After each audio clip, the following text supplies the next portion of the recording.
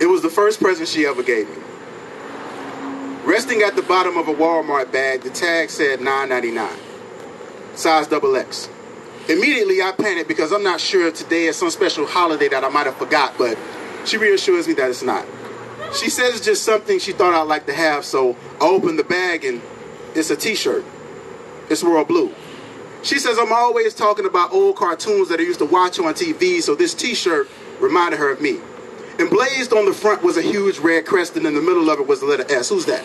Superman. Superman's logo. One of my favorite superheroes growing up as a teenager. See, he was able to leap tall buildings in a single bound, was faster than a speeding round, and more powerful than a train. He could see through things with his X-ray vision. It was one of the best gifts I've ever been given, is what I tell her.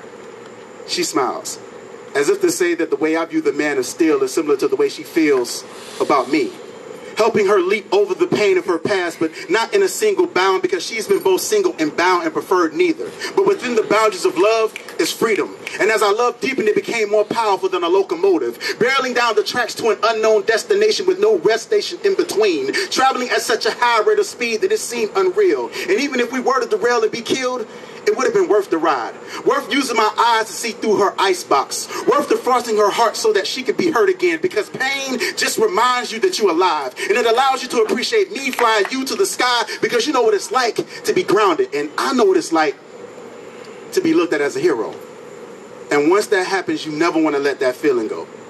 So I wore that t-shirt almost every day, and it became my way of remembering that despite this cold, cruel world, my girl believed in me. Believed she found her man of steel who would sit still and listen to the events of her day. Someone who knew his way around the kitchen, courageously fighting the laundry and the dishes, because true superheroes wash and fold. And even on days when I was left staggering by, haters on that kryptonite, straight up on that kryptonite, her love would nurse me back to life like soul to soul, dressing my cuts in holes until I was whole. But seems like things started to change once my t-shirt got old. Once the logo began to crack and fade and the color lost a few shades, my Lois Lane didn't look at me the same. No longer view the things I did for her as superhuman. They were now just typical obligations, a part of our union, so who was I to think that I was special? And I wrestled with this ideology every day as we were tested by the winds of change, attempting to tear us apart. Extending my masculine arms, trying to keep us intact. Holding back the years and the arguments. Poured my pride into a shot glass and swallowed it. Contents burning my chest like the love that destabilized my kind eye. Johnny Cash walked the line, fully aware of where it leads. So y'all tell me, who do superheroes turn to when we get weak? When we're emotionally abandoned by loved ones? I mean, where do you think our confidence comes from? Krypton? But it's her confidence in me that gives me strength, and without it, I'm just Clark Kent.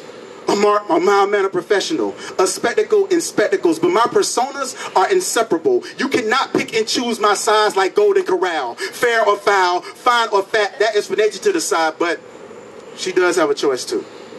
And I pray that she'll continue to be my damsel in distress and understand that it's her love that keeps the S on my chest from ever fading.